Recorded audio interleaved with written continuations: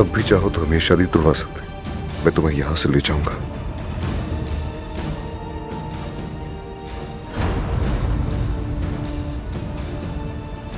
तमीर खान खानदान की एक और औरत की जिंदगी बर्बाद कर दी, जिस तरह माजी में मेरी मां की जिंदगी बर्बाद की थी।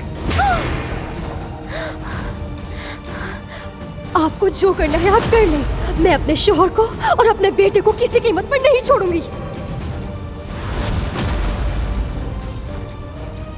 मुझे पता चला है कि तुम प्रेग्नेंट नहीं हो।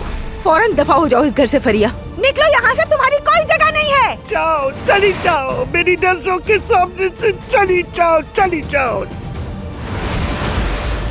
उतारो जल्दी। हरगिज़ नहीं, ये असली शादी नहीं है। हमने ये शादी सिर्फ मजबूरी के तहत की है। जल्दी उतारो कपड़े। उतारो वरना मैं उतार दूंगा।